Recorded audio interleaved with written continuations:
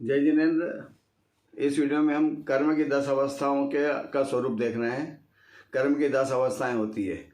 जो कर्म होते हैं, द्रव्य कर्म, भाव कर्म, नो कर्म। द्रव्य कर्म ज्ञानावर्णादि, भाव कर्म और राग द्वेष, और नो कर्म शरीर आदि। तो यहाँ द्रव्य कर्म जो होते हैं 8 ज्ञानावर्णादि, इनकी 10 अवस्थाओं के विषय में हम यहाँ पर देख रहे हैं।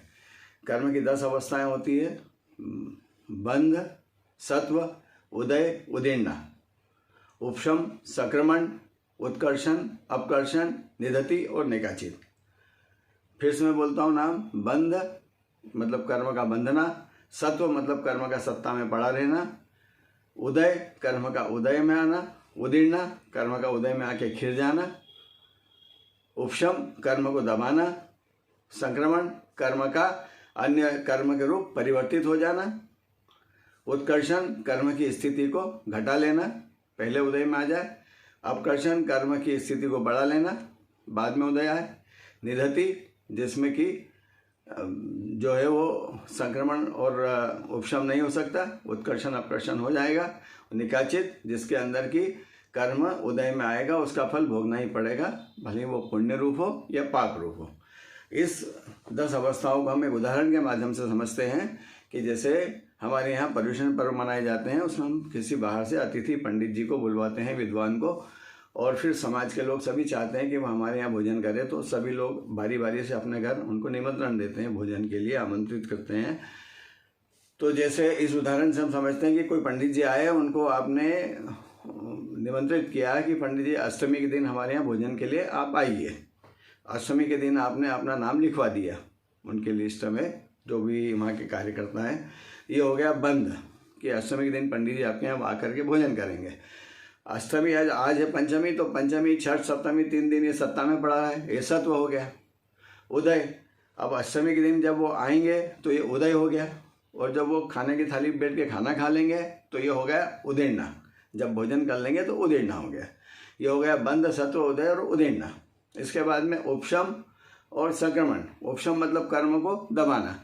पंडित जी आए हैं, आपकी श्रीमती जी ने कहा कि भाई भोजन में 2-5 मिनट की थोड़ा देर है, तो आप उनसे कोई बातचीत करिए, उनको रोकिए। तो आपने पंडित जी से अन्य विषय पे चर्चा करना शुरू करी ताकि 10 मिनट पास हो जाए। इसको बोलते हैं उपशम। अब संक्रमण। संक्रमण मतलब कि एक कर्म का दूसरे कर्म में कन्वर्शन कर देना, पलट देना।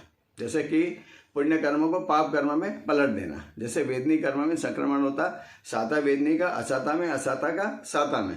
जैसे कि किसी का, मेरा समझ लो आज पाँव टूटने का योग था, मेरे को भाव है, पुण्य भाव है, मंदिर जाने के भाव है, मैं बाहर निकला तो पाँव टूटने की जगह मेरा पाँव मुचका के रह गया, फिसला, गिरा, तो ये हुआ पुण्य प्रकृति का पाप प्रकृति का पुण्य प्रकृति में संक्रमण। इसको हम और भी अच्छे से समझ सकते हैं संक्रमण को। संक्रमण हमेशा होता है सजातीय में, विजातीय में नहीं। जैसे जो वेदनी कर्म है उसका अन्य कर्मों में संक्रमण नहीं होगा। दूसरे जो हमारे दूसरे कर्म है, आयु कर्म, नाम कर्म वगैरह में, तो वेदनी का साता वेदनी का असाता में होगा, असाता का साता में होगा। पहली बात तो ये क्लियर हो गई।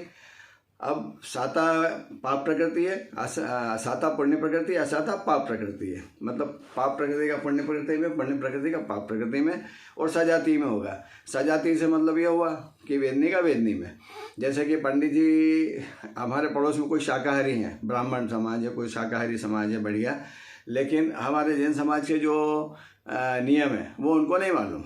तो पंडित जी को मान लो हरी नहीं चलती है, रसों का त्याग है, तो उसको वो कैसे समझेंगे। तो आप यदि चाहें कि पंडित जी का भोजन आपके यहाँ के बजाय आप यदि पड़ोस में कराएं, आपके यहाँ कोई बाधा आ गई है, तो उस के यहाँ पर, विजाति के यहाँ पर आप नहीं करा सकते। क्यों? क्योंकि उनको ना तो ये मालूम है कि रस किसको कहते हैं, वो रस समझेंगे कि भाई आम के रस का त्याग है, जबकि हमारे यहाँ वो नमक या घी या इसको रस बोला जाता है। या फिर वो बोलेंगे अपन हरी का त्याग है या 2 हरी का त्याग है, जो भी, तो वो हरी में समझेंगे कि भाई हरी चटई बिछाना है, ये करना है।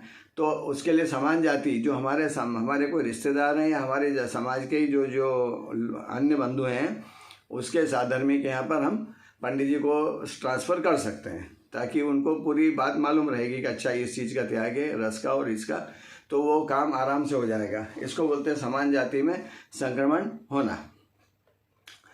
तो संक्रमण को जो है वो विशेष रूप से अपन वो थोड़ा सा डिटेल में समझ लें कि संक्रमण जैसे कि कोई व्यक्ति केबीसी खेलता हुआ 50 लाख पे पहुंच गया, पैसे जीतते जीतते 50 लाख पे पहुंचा और एकदम से उसके पुण्य के उदय चल रहे थे, तभी तो आज वो बैठा है सदी के महानायक अमिताभ बच्चन के सामने। केबीसी में उसका नंबर लग गया, हॉट सीट पे बैठा हुआ है और 50 लाख पे पहुंच गया। जब उसके मन में एकदम से तीव्र लोभ कषाय आया, कोई तीव्र ऐसे परिणाम आए कि मैं ऐसा करूँगा वैसा करूँगा, एकदम से क्या हुआ, उसका संक्रमण हो गया पुण्य प्रकृति का पाप प्रकृति में। 50 लाख से गिर करके गलत जवाब हो गया और कहाँ पे आ गया, 320 पे। ठीक है, ये संक्रमण अच्छे से ये समझ में आ जाए। संक्रमण के बाद में फिर हमारा आता है उत्कर्षण और अपकर्षण। उत्कर्षण मतलब घटा लेना, अपकर्षण यानी बढ़ा लेना। उत यानी घटना, अप यानी बढ़ना। उत्कर्षण में जैसे कि राजा सैनिक थे, राजा सैनिक ने जब यशोधर मुनि के गले में मरा हुआ सांप डाला, उस समय उन्होंने आयु बांधी 7वें नरक की और बाद में फिर सम्यक दर्शन प्राप्त करके तीर्थंकर प्रकृति का बंद किया। और उसके बाद चूंकि आयु तो नरक की बन गई थी, इसलिए उनको नरक में जाना ही था, लेकिन 7वें नरक में वो 33 सागर के लिए कैद होते, उनकी स्थिति 33 सागर होती।